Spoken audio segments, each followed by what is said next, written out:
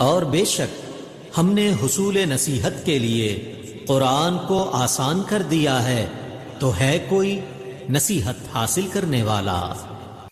السلام علیکم ورحمۃ اللہ وبرکاتہ۔ کیسے ہیں آپ سب؟ میری دعا ہے اللہ تعالیٰ آپ کو صحت و عافیت کی اور ایمان کی بہترین حالت میں رکھے۔ اللہ تعالیٰ آپ کے گرد گھومنے والے ہر شر کو خیر میں بدل دے، آمین یا رب العالمین۔ آج ہم سورۃ البقرہ کی آیت نمبر 180 میں اس والے ورڈ کو پڑھنا سیکھیں گے، جس کو بہت سے لوگ پڑھتے ہوئے کنفیوز ہو جاتے ہیں۔ یہاں پر آپ دیکھ لیجئے ایک ہی ورڈ میں 3 علامات آپ کو نظر آ رہی ہیں۔ چھوٹا سا نون ہے، اس کے آگے صالح ہے اور جیم ہے۔ کیا یہ سٹاپنگ سائن ہے؟ بہت سے لوگ یہی کنفیوز ہو جاتے ہیں کہ یہ تینوں سٹاپنگ سائن ہے، یہاں پر کیسے پڑھا جائے گا؟ یہاں ہم رکیں گے، وقف کریں گے یا پھر ملا کر پڑھا جائے گا؟ آج ہم اس ورڈ کو کمپلیٹ تجوید کے ساتھ اور اس میں آنے والے ایک ایک رول کو سمجھ کر پڑھیں گے۔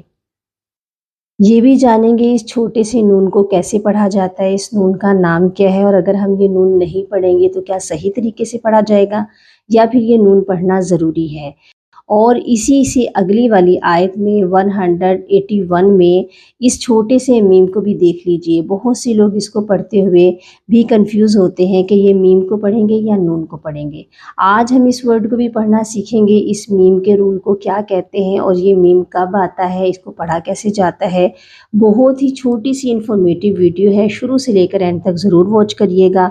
اگر آپ کو ویڈیو اچھی لگے تو ویڈیو کو لائک اور سبسکرائب کر دیجئے۔ اگر آپ چینل پر نئے ہیں تو بیل آئیکن کو لازمی کلک کر لیجئے تاکہ آنے والی ہر نئی ویڈیو آپ تک پہنچتی رہے۔ اور ثواب کی نیت سے صدقہ جاریہ سمجھ کر زیادہ سے زیادہ شیئر ضرور کیجئے گا تاکہ اور لوگ بھی فیض یاب ہو جائیں اور اس نیکی میں آپ کا حصہ بھی شامل ہو جائے۔ تو آئیے اپنا سبق شروع کرتے ہیں۔ اعوذ باللہ من الشیطان الرجیم، بسم اللہ الرحمن الرحیم۔ اس ورڈ کو پہلے ہم سپیلنگ کے ساتھ یعنی کہ توڑ جوڑ کے ساتھ ہجوں کے ساتھ پڑھنا سیکھیں گے۔ خا یا زبر خی، یہ والی یا یائلین کی ہے، یا ساکن سے پہلے اگر زبر ہو تو وہ یا یائلین کہلاتی ہے اور حروف لین کو نرمی سے پڑھتے ہیں۔ خا یا زبر خی، را زبر را، خیرا، نون لام زیر نل، خیرانل، نون کو لام ساکن کے ساتھ ملائیں گے۔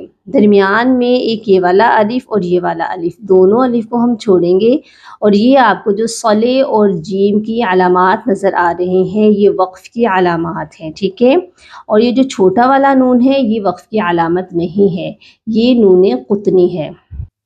اب ہم نے یہاں پر وقف نہیں کیا ہے تو اس نون قطنی کو ہم نے پڑھنا ہے۔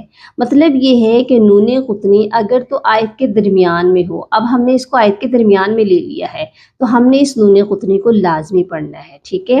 اب جب بھی یہ نون قطنی آیت کے درمیان میں ہوگا تو پڑھا جائے گا، اور ہم نے نون کو لام کے ساتھ ملا کر پڑھا ہے، درمیان میں دونوں الف کو چھوڑ دیا ہے اور ہم نے یہاں پر وقف بھی نہیں کیا۔ تو یہ کیسے پڑھا گیا؟ خیران الوصیۃ۔ لیکن بہت سے لوگ اس میں ایک غلطی اور کرتے ہیں، کیا کرتے ہیں؟ خیران، را کو لمبا کر دیتے ہیں یعنی کہ اس الف کے ساتھ ملا کر پڑھتے ہیں۔ آپ نے اس الف کو نہیں پڑھنا، را زبر را تک بس آپ نے پڑھنا ہے، ٹھیک ہے۔ را کو آپ نے شارٹ پڑھنا ہے۔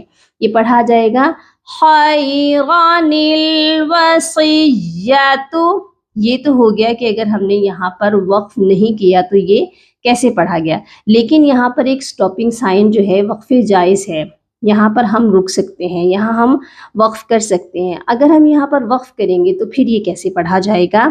تو ہم نے جو ہے اس نون قطنی کو پھر یہاں پر نہیں پڑھنا، پھر یہ پڑھا جائے گا خیرا، یعنی کہ را کو پھر ہم اس الف کے ساتھ لمبا کر کے وقف کریں گے اور پھر اگلا والا الف بھی پڑھا جائے گا اور یہ الف حمزہ بنا کر پڑھا جائے گا۔ کیسے؟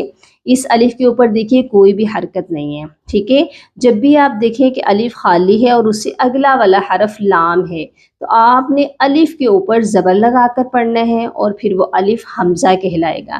ہم اس کو پڑھیں گے حمزہ لام زبر ال واو زبر وا الوا صاد یا زیر صی یا زبر یا صیہ، صاد کو یا مشدد کے ساتھ ملائیں گے تو سختی سے ملانا ہے، ٹھیک ہے؟ الوصیۃ، ٹھیک ہے؟